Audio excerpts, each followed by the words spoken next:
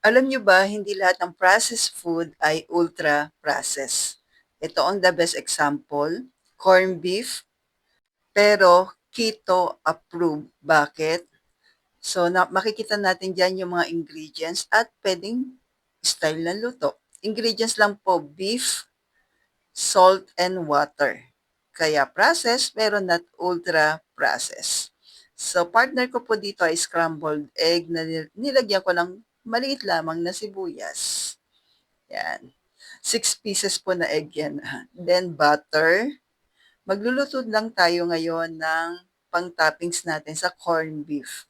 Favorite ko talaga yung ganitong yung sibuyas na hiniwa na ganyan. Yan.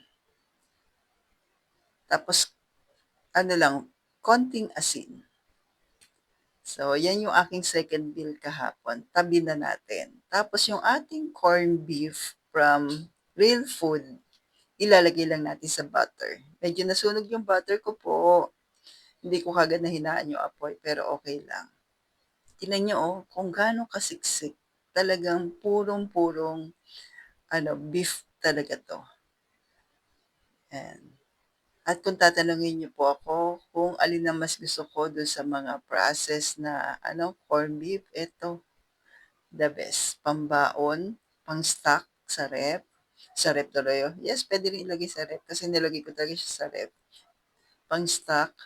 Alam niyo po ba yun? Pang-travel. Tapos iinitin mo na lang sa microwave kasi may lasa na po siya eh. Nakadagdag lang dito yung butter. Yan, kung gusto niyo lamang po. Then ito, tinan niyo yung hibla ng corned beef. Super.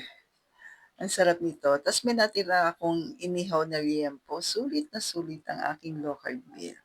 Kaya ito yung the best na processed food, corned beef, pero hindi ultra processed.